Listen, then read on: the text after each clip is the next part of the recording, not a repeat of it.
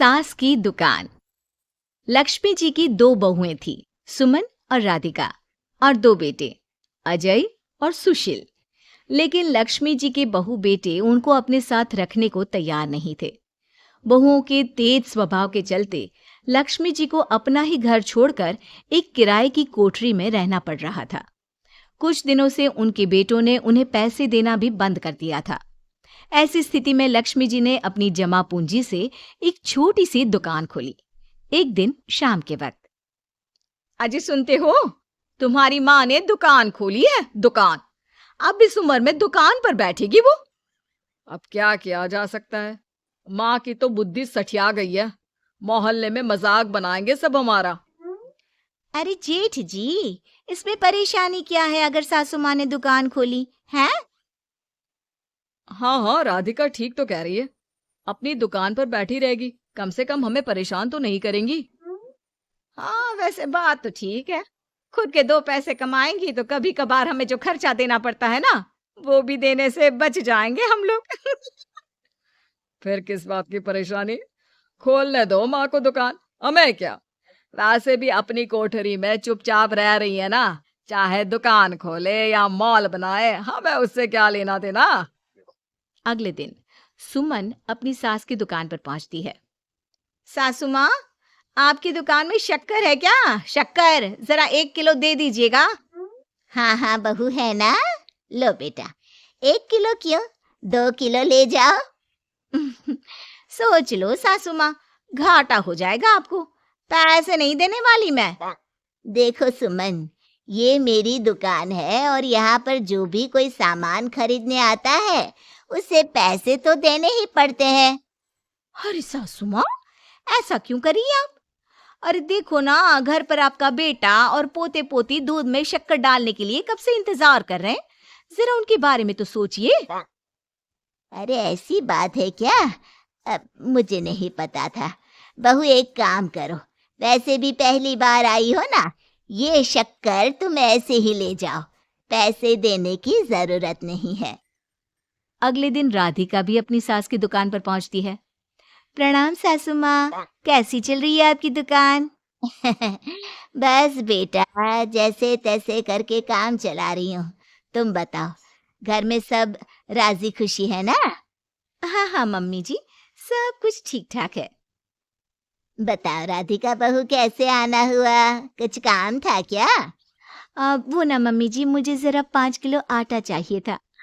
मेरे पैर में ना बहुत दर्द है, इसलिए बाजार तक जाने में ना तकलीफ हो रही थी। घर पर बच्चे भूखे बैठे हैं, सोचा आपसे ही ले लेती हूँ।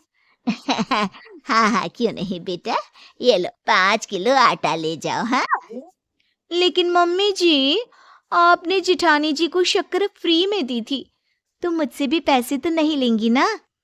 हाँ, अच्छा ठीक है बेटा, कोई बात नहीं, तुम ऐसे ही ले जाओ, बच्चों से क्या पैसे लेना। कुछ दिनों के बाद लक्ष्मी का बेटा अजय दुकान पर पहुंचता है। कैसी हो माँ, दुकान तो अच्छी चल रही है ना तुम्हारी? सब मोहल्ले वाले तारीफ करते रहते हैं। अब क्या करूं बेटा, तुमने तो मुझे सहारा दिया नहीं, गरीब माँ को घर से बाहर निकाल दिया। कुछ तो करना पड़ेगा ना अपना पेट पालने के लिए। वो माँ ना बहुओं की बहुत चिक चिक रहती थी। अब देखो कितनी अच्छी जिंदगी है तुम्हारी, खुद कमाती हो, खुद खर्च करती हो। इससे अच्छी भला कोई जिंदगी हो सकती है क्या? हाँ बेटा, दिल को बहलाने के लिए तुम्हारी ये बात भी सही है, लेकिन कोई बात नहीं बेटा, मैं खुश हूँ। अच्छा माँ, मैं क्या कह रहा था, जरा 500 उधार तो दे देना। कमाल की बात है बेटा, तुम मुझसे पैसे उधार मांग रहे हो। तुम्हारे पास पैसों की क्या कमी है? अरे माँ, इस महीने की तनख्वाह नहीं आई और आप तो अपनी बहू को जानती है ना, उसे शॉपिंग करनी है। जल्दी वापस लौटा दूंगा माँ। ठीक है बेटा, ये लो 500 रुपए, लेकिन देखो कुछ दिनों में वापस दे देना, मुझे अपनी दुकान के लिए माल भी तो खरीदना है। हाँ हाँ ठीक है माँ, जल्दी पैसे लौटा दूंगा।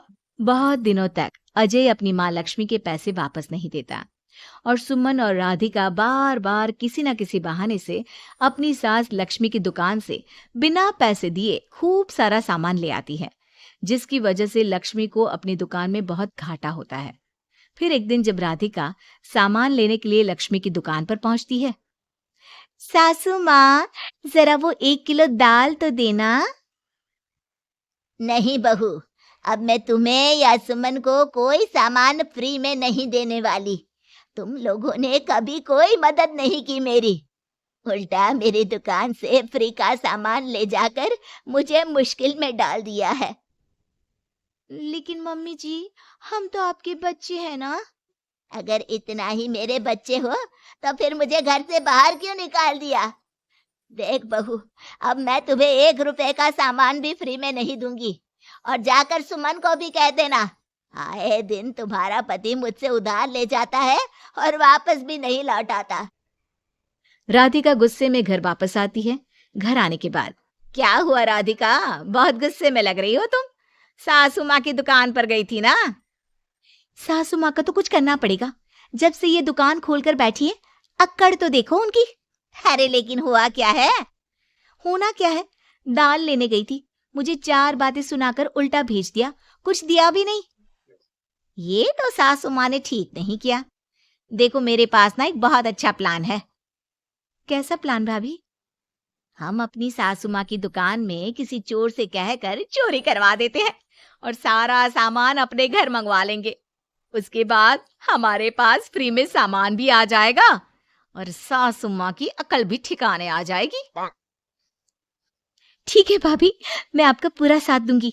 अब जल्दी से ये काम करवा दीजिए। और 2 दिनों के बाद सुमन और राधिका एक चोर से मिलकर लक्ष्मी की दुकान में चोरी करवा देते हैं। हे भगवान, ये क्या हो गया?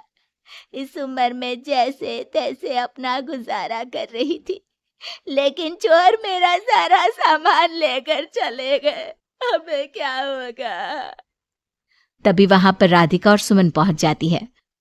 क्या हुआ सासू माँ, बहुत दुखी लग रही हैं आप। अरे क्या बताऊं, मेरी दुकान का सारा माल चोरी हो गया। अब अगर आप अपने ही बहू बेटी को सामान नहीं देंगी तो ऐसा तो होगा ना सासू माँ। अब राधिका की बात सुनकर लक्ष्मी को यकीन हो जाता है कि इस चोरी के पीछे कहीं ना कहीं उसकी दोनों बहुओं का ही हाथ है। लक्ष्मी एक प्लान बनाती है। पैसे उधार लेकर अपनी दुकान में फिर से खूब सारा सामान ले आती है। अरे भाभी, देखा आपने, सासू माँ की दुकान तो फिर से सामान से भर गई है। हाँ, वही तो मैं तो सोच रही थी कि एक बार में उनकी अकल ठिकाने आ जाएगी, पर लगता है फिर से कुछ करना पड़ेगा। लेकिन अब हम क्या कर सकते हैं?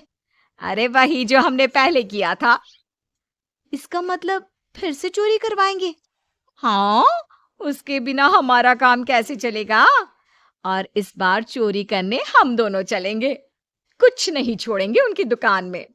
सुमन और राधिका दोनों मिलकर लक्ष्मी की दुकान में चोरी कर लेती हैं और सारा सामान चुपचाप अपने घर के स्टोर में लाकर रख देते हैं।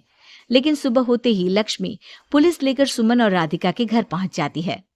इंस्पेक्टर साहब, मेरी इन दोनों बहुओं ने ही घर में चोरी की है। अरे ना ना इंस्पेक्टर साहब, ये हम पर झूठा इल्जाम लगा रही हैं। अरे हम क्यों इनकी दुकान में चोरी करने लगे? माँ, आपको शर्म नहीं आती अपनी बहू पर झूठा इल्जाम लगाते हुए? हाँ माँ, हम आपके बेटे हैं और ये आपकी बहुएं हैं। आप ऐसा कैसे कर सकती हैं? लक्ष्मी जी, क्या आपके पास कोई सबूत है? अरे इंस्पेक्टर साहब, आप इनकी बातों में मत आइए। ये हमारी माँ है और इनकी दिमागी हालत ठीक नहीं है, इसीलिए तो हमसे अलग रहती हैं। इंस्पेक्टर साहब, मेरी दिमागी हालत बिल्कुल ठीक है और मेरे पास इन दोनों के खिलाफ बहुत बड़ा सबूत है। बताइए, क्या सबूत है आपके पास? आप जरा मेरी दोनों बहुओं के हाथ पानी से धुलवा दो, फिर सब कुछ साफ साफ पता चल जाएगा। अरे हाथ पानी से धोने से क्या होगा माँ? आप दोनों मेरे सामने अपने हाथों पर पानी डालिए। जैसे ही राधिका और सुमन अपने हाथ पानी में डालती हैं, उनके हाथों का रंग लाल हो जाता है और ये देखकर सब लोग हैरान रह जाते हैं। अरे ये क्या, तुम्हारे हाथों का रंग अचानक से लाल कैसे हो गया? क्योंकि मैंने अपनी दुकान के सारे सामान पर एक तरह का केमिकल लगा कर रखा था। मुझे पता था जो भी चोरी करने आएगा वो सामान को अपने हाथों से उठाएगा और उसके हाथों पर रंग लग जाएगा। अरे माँ, आप तो बहुत चालाक निकली। इसे चालाक नहीं बेटा, बुद्धिमान कहते हैं।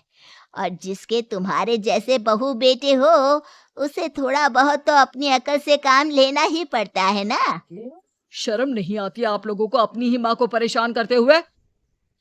हमें माफ कर दीजिए सासू माँ, हम आइंदा ऐसी गलती कभी नहीं करेंगे। और हाँ, आपको अपने साथ रखेंगे, आपकी सेवा करेंगे और पूरी इज्जत भी देंगे। हमें माफ कर दीजिए।